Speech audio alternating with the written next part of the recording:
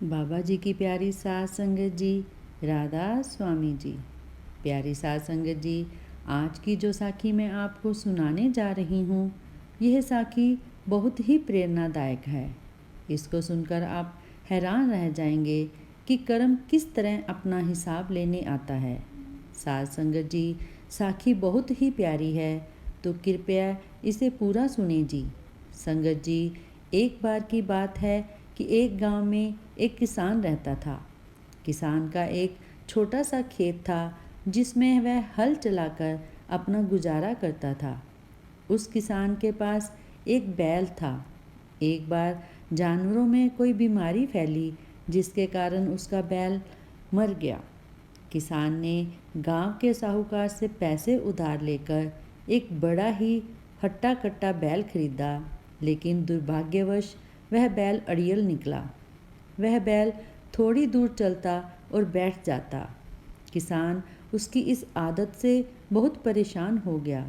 किसान उस बैल को डंडे से बहुत मारता था और कई बार तो उसको खाना भी नहीं देता था, लेकिन उसके बाद भी बैल की आदत नहीं बदली। किसान उसे बहुत मारता था, लेकिन फिर भी वह नहीं उठता था। किसान को समझ नहीं आ रहा था कि वह क्या करे। एक दिन किसान को खेत की बुआई करनी थी, परंतु इसी बीच बैल चलते चलते बीच में ही बैठ गया। किसान ने बैल को उठाने का बहुत प्रयत्न किया, लेकिन वो बैल नहीं उठा। आखिरकार किसान के परिवार के भरण पोषण का सवाल था। अगर चलेगा नहीं तो खेत की बुआई कैसे होगी, और खेत की बुआई नहीं होगी तो उसके परिवार का गुजारा कैसे होगा। तो साध संगत जी, जब उसे किसान का बैल खेत में बैठ गया और किसान उसको उठाते उठाते थक गया, लेकिन वह टस से मस भी नहीं हुआ, तब वो किसान गुस्से के मारे उसे मारने लगा। तब भी नहीं माना तो किसान नुकीली कीलों वाला डंडा लेकर आया और बैल की पीठ पर मारने लगा, लेकिन इतनी मार खाने के बाद भी वह बैल नहीं उठा। संयोगवश उसी समय गुरु नानक देव जी और भाई मर्दाना उधर से गुजर रहे थे। गुरु नानक देव जी ने देखा किसान बैल को बहुत बुरी तरह से मार रहा है, लेकिन बैल है कि इतनी मार खाने के बाद भी उठने का नाम नहीं ले रहा। गुरु नानक देव जी यह सब देखकर उस किसान के पास पहुँचे और उसे कहा कि तुम उसे इतनी बुरी तरह क्यों मार रहे हो। किसान ने गुरु नानक देव जी को देखा तो उसने बैल को मारना बंद कर दिया। गुरु नानक देव जी ने कहा, तुम रुको, मैं देखता हूँ। यह कहकर गुरु नानक देव जी ने बैल के कान में कुछ कहा। जैसे ही गुरु नानक देव जी पीछे हटे, वह बैल एकदम से खड़ा हो गया और चलने के लिए तैयार हो गया। बैल को चलने के लिए तैयार देखकर वह किसान बहुत खुश हुआ।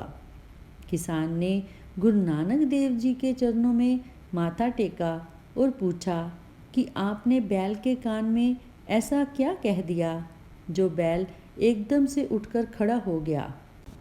यह तरीका आप मुझे भी बता दो। मेरे गांव में ऐसे बहुत से बैल हैं, मैं उनको भी इसी तरीके से ठीक कर दूंगा। तो साध संगत जी, गुरु नानक देव जी की आंखों में उस किसान ने देखा तो उनकी आंखों में नूर था। गुरु नानक देव जी ने उस किसान को कहा, बेटा, मैंने बैल के कान में कोई मंत्र नहीं कहा, बल्कि उसे उसका कर्जा याद दिलाया है। जिसका लिया है उसको चुकाना ही पड़ेगा। गुरु नानक देव जी ने कहा, पिछले जन्म की बात है, तुम पिछले जन्म में भी किसान थे और यह बैल एक बहुत बड़ा साहूकार था। पूरे गांव में साहूकार का बहुत आदर सम्मान था। पूरा गांव साहूकार की हर बात पर विश्वास करता था। तुम्हारे पास थोड़ी सी ही जमीन थी जिस पर तुम खेती करते थे। तुम्हारे परिवार में एक बेटी थी।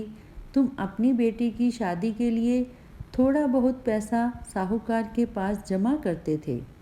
तुमने सोचा था कि जब बेटी की शादी का समय आएगा तो यह पैसा तुम्हारे काम आएगा। धीरे धीरे करके तुम्हारी लड़की बड़ी हो गई और पैसा भी बढ़ गया। लड़की का विवाह तय होने के बाद तुम अपना पैसा लेने के लिए उस साहूकार के पास पहुँचे।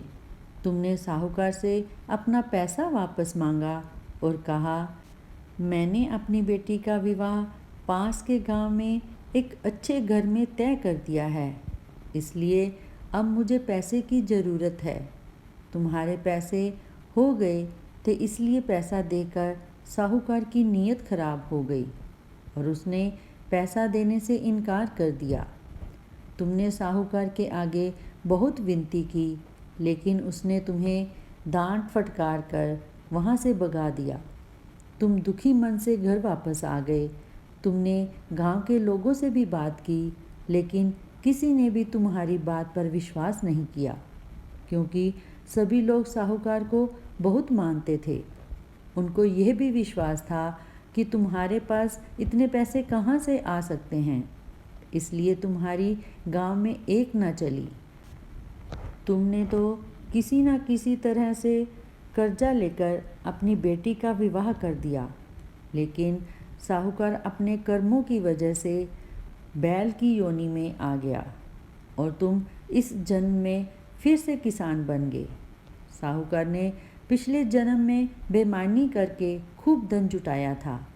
मेहनत तो कुछ की ही नहीं थी, उल्टा पाप और चढ़ा लिया था।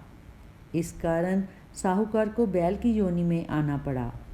पिछले जन्म में साहूकार ने बिना मेहनत किए खाया था, इसलिए बैल बनकर भी मेहनत नहीं करना चाहता था। वह बार बार बैठ जाता था, तुम्हारी गालियाँ और मार खाता था। यही सृष्टि का कभी ना बदलने वाला नियम है। जिसका लिया है उसको तो देना ही पड़ेगा, चाहे राजी खुशी से या फिर मार खाकर। यही दुनिया का सत्य है। गुरु नानक देव जी ने कहा, बेटा मैंने तो इसका पूर्व जन्म का याद दिलाते हुए सिर्फ इतना ही कहा था, चुकाना तो है ही, फिर अपमान सहकर और मार खाकर ही क्यों। अगर चुकाना ही है तो राजी खुशी से चुका दो। साध संगत जी, आज की साखी का मतलब यह है कि मनुष्य का अत्यधिक लालच और बेईमानी ही मनुष्य के पतन का कारण बनती है। सुख की इच्छा रखने वाले व्यक्ति को चाहिए कि वह जैसे अपने आप को सुखी देखना चाहता है, वैसे ही दूसरों के बारे में भी सोचे। अगर हम आज किसी को दुख देते हैं तो वह एक ना एक दिन खुद चुकाना ही पड़ेगा। साध संगत जी, कर्म एक ऐसी चीज़ है जिससे कोई भी भाग नहीं सकता। कर्मों का फल तो एक ना एक दिन चुकाना ही पड़ता है। आज हम किसी को दुख देकर ये सोचते हैं कि हमें कोई नहीं देख रहा, तो ये हमारी सबसे बड़ी भूल है, क्योंकि ऊपर वाले की लाठी में आवाज़ नहीं होती, लेकिन पड़ती ज़रूर है। इसलिए जीवन में कोई भी काम करने से पहले 1000 बार सोचना चाहिए कि यह सही है या गलत, क्योंकि जो कुछ भी हम आज करेंगे वह हमें सूद समेत वापस करना पड़ेगा। इसलिए साध संगत जी, परमात्मा ने जो हमें यह जीवन दान दिया है उसे हमें दूसरों की सेवा और भलाई के कामों में लगाना चाहिए और परमात्मा की भक्ति करनी चाहिए। इससे हमें जो खुशी मिलेगी वो दुनिया की सारी दौलत से भी बड़ी होगी। साध संगत जी, अगर आपको रूहानी साखियाँ सुनना अच्छा लगता है तो कृपया हमारे चैनल को ज़रूर सब्सक्राइब करें। राधा स्वामी जी।